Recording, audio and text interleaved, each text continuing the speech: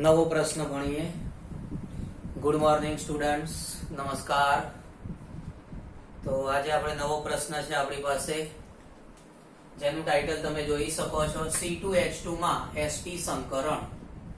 C2H2 એનું નામ તો તમને ખબર જ હશે. C2H2 ને કહેવાય ઇથાઇન,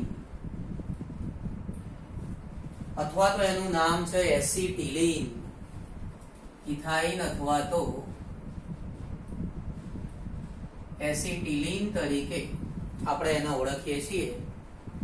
તો આ જે ઇથાઇન અથવા એસિટિલીન છે, એ ઇથાઇન અથવા એસિટિલીનમાં sp સંકરણ જોવા મળે છે. ઇથાઇનનો જે અણુ છે એમાં તમે જોઈ શકો છો કે કાર્બન કાર્બન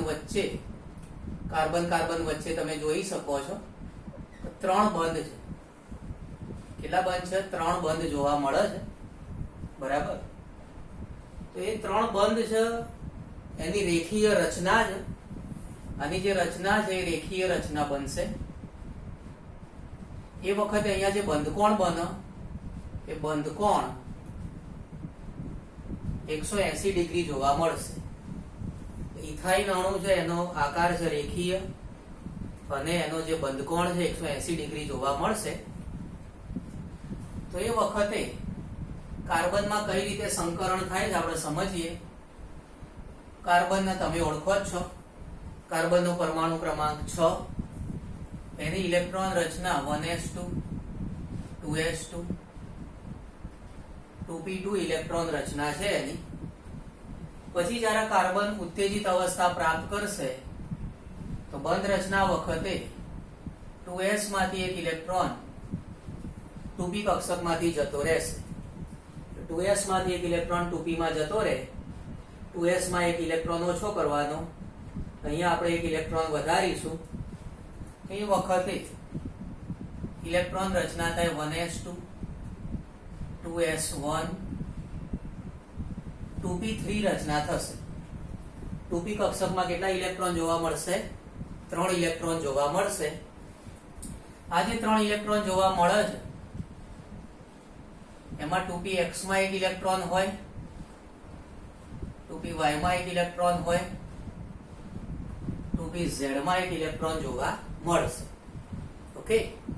તો આ જે ઉત્તેજિત કાર્બન છે એની કક્ષકો કઈ કઈ છે? 2s કક્ષક જે સંકરણમાં ભાગ લેશે, અને 2pz કક્ષક જે સંકરણમાં ભાગ લેશે. 2 કક્ષકો છે જે સંકરણમાં ભાગ લેશે. ખાસ ધ્યાનમાં રાખવાની બાબત છે કે 2s કક્ષક સંકરણમાં ભાગ લે છે અને 2pz કક્ષક સંકરણમાં ભાગ લે છે. ઓકે. તો આ જે 2s કક્ષક છે એમાંથી બનશે આટલી સંકરણ કક્ષક. પછી 2pz છે એમાંથી બનશે બીજો વિભાગ સંકરણ કક્ષકનો. 2s માંથી એક વિભાગ બનશે સંકરણ કક્ષક. 2pz છે એમાંથી બીજી સંકરણ કક્ષક બનશે. તો આવું એક કાર્બનમાં જોવા મળે. ધારો કે અહીંયા હું કાર્બન લખી દઉં તો કાર્બનની સંકરણ કક્ષક થઈ ગઈ. આનું નામ પણ sp સંકરણ કક્ષક, આનું નામ પણ sp સંકરણ કક્ષક કહેવાય. ફરીથી જુઓ, કઈ કક્ષક સંકરણમાં ભાગ લે છે? 2s કક્ષક સંકરણમાં ભાગ લે છે. એમાંથી એક આટલો આકાર રચાશે. પછી 2pz કક્ષક સંકરણમાં ભાગ લે છે, એમાંથી આટલો આકાર રચાશે. આ રીતે sp સંકરણ કક્ષક બની. એક s કક્ષકે ભાગ લીધો અને એક p કક્ષકે ભાગ લીધો, એટલા માટે આપણે એને sp સંકરણ કક્ષક કહીશું. ઓકે. હવે આવી sp સંકરણ કક્ષક બીજા કાર્બનમાં હોય, કેમ કે તમે જોઈ શકો છો 2 કાર્બન છે. બરાબર. તો બીજો જે કાર્બન છે એ બીજો કાર્બન એની પણ sp સંકરણ કક્ષક બનાવીએ. તો તમે જોઈ શકો છો બીજા કાર્બનની sp સંકરણ કક્ષક આ રીતે આવશે. તો આ જે બીજો કાર્બન એની પણ sp સંકરણ કક્ષકો આવશે.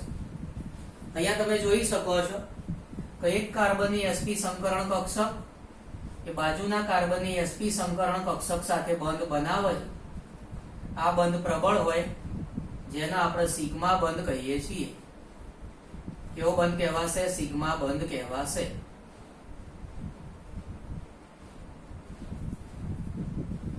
ત્યારબાદ આ જે બાજુની sp સંકરણ કક્ષક છે એની સાથે હાઇડ્રોજનની 1s કક્ષક જોડાશે.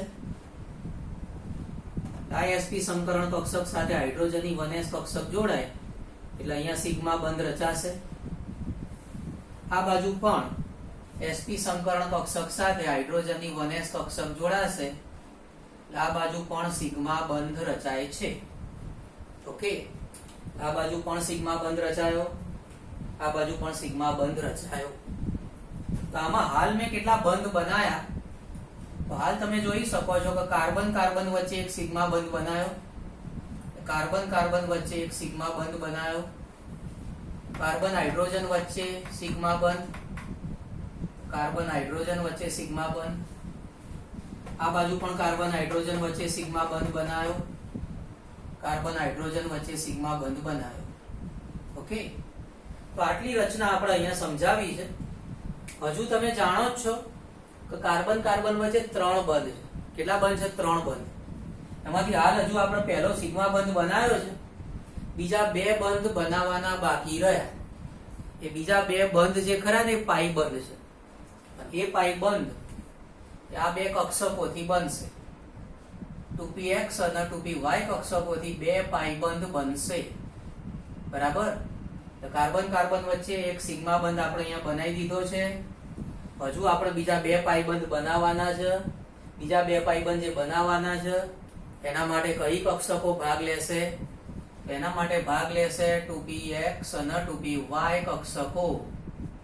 ઓકે, કઈ રીતે 2px અને 2py કક્ષકો ભાગ લેશે ધ્યાન આપજો, ધ્યાન દીજેગા.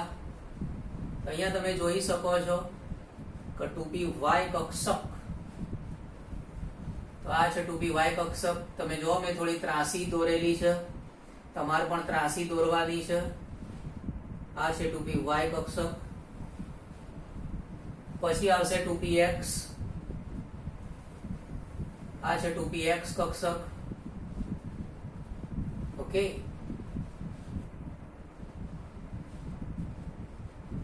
આ બ્લેક કલરનો શેડ કર્યો છે 2py કક્ષક છે, અને રેડ કલરનો શેડ કરી દઈએ, રેડ કલરનો શેડ કરી દઈએ તો આ છે 2px કક્ષક.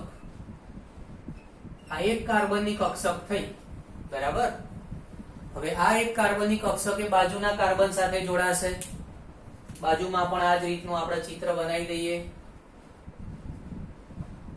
અહીં આગળ આ આવશે 2py કક્ષક.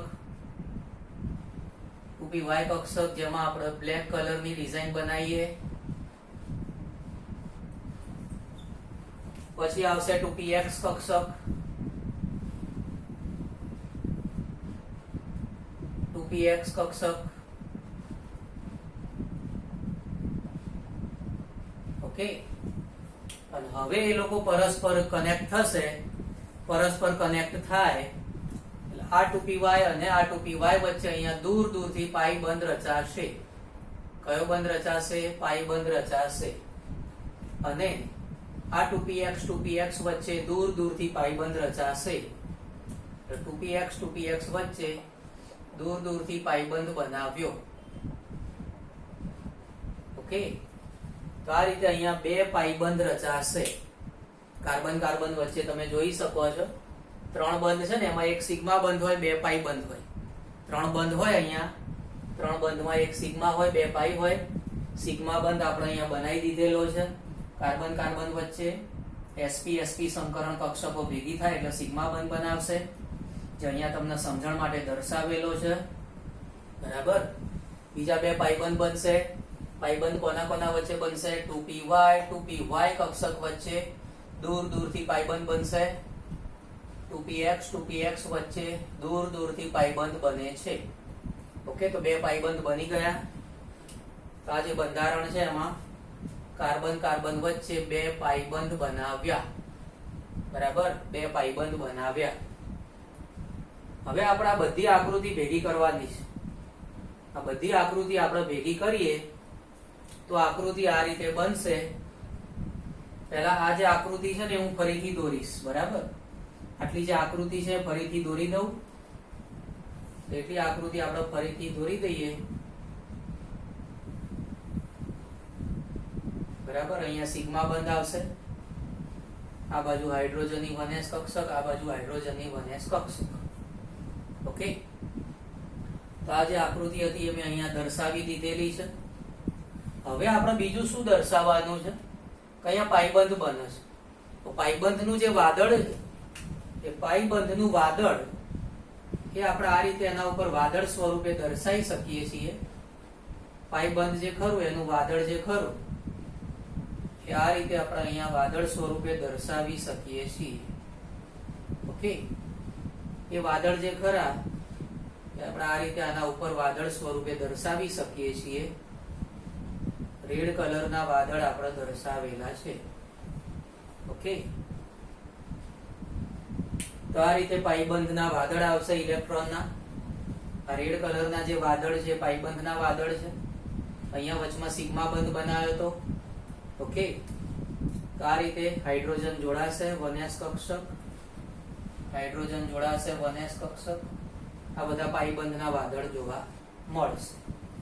રેખીય આકાર થશે, બંધકોણ 180 જોવા મળશે.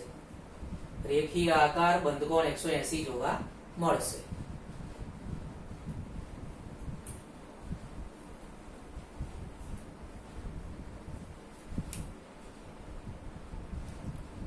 ઝડપથી એક વખત સમજી લઈએ, એકવાર ઝડપથી સમજી લઈએ.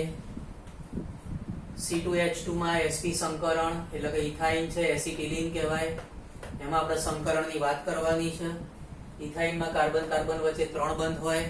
ધ્યાન રાખવાનું કે 3 બંધ હોય એમાં એક સિગ્મા બંધ હોય અને 2 પાઈ બંધ હોય. 3 બંધમાં એક સિગ્મા બંધ અને 2 પાઈ બંધ જોવા મળશે. રેખીય આકાર છે, 180 ડિગ્રી ખૂણો જોવા મળશે. શરૂઆતમાં કાર્બનની ઇલેક્ટ્રોન રચના હતી 1s2 2s2 2p2. પછી 2s માંથી એક ઇલેક્ટ્રોન 2p માં જશે. 2s માંથી એક ઇલેક્ટ્રોન 2p માં જાય તો એ વખતે 2s1 થઈ જશે. ઓકે, અને 2p કક્ષકમાં 3 ઇલેક્ટ્રોન થઈ જાય. 2p માં જે 3 ઇલેક્ટ્રોન છે એ 2px માં 1, 2py માં 1 અને 2pz માં 1. બરાબર? તો આ જે 4 કક્ષકો છે, ટોટલ 4 કક્ષકો કઈ 2s 2px 2py અને 2pz, એમાંથી 2 કક્ષકો સંકરણમાં ભાગ લેશે.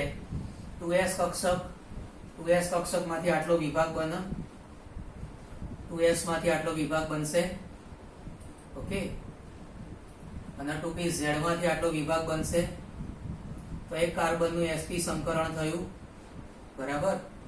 એવું જ બાજુમાં થાય, આ કાર્બનમાં બીજો કાર્બન છે એમાં આ 2s માંથી બનેલો વિભાગ અને આ જે ખરું એ 2pz માંથી બનેલો વિભાગ છે. બરાબર? તો બંને sp sp વચ્ચે અહીંયા સિગ્મા બંધ રચાશે. હાઇડ્રોજન સાથે સિગ્મા બંધ રચાશે. હાઇડ્રોજનની 1s કક્ષક sp સંકરણ કક્ષક સાથે જોડાશે. હાઇડ્રોજનની 1s કક્ષક કાર્બનની sp સંકરણ કક્ષક સાથે જોડાશે એટલે અહીંયા સિગ્મા બંધ રચાશે. પછી આપણે પાઈબંધ બનાવીએ. પાઈબંધ કોણ બનાવશે? પાઈબંધ બનાવશે 2px 2py કક્ષકો. 2px 2py કક્ષકો પાઈબંધ બનાવશે. તો એક કાર્બન છે, એક કાર્બન એની આ 2py કક્ષક છે. ઓકે, પછી એક કાર્બનની આ 2px કક્ષક છે.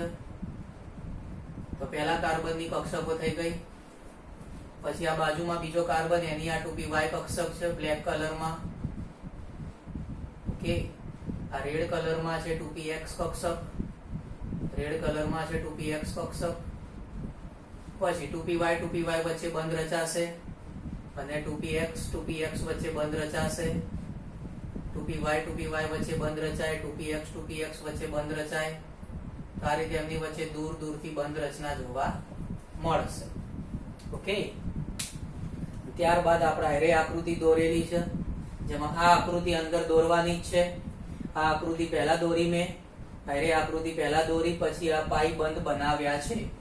બરાબર?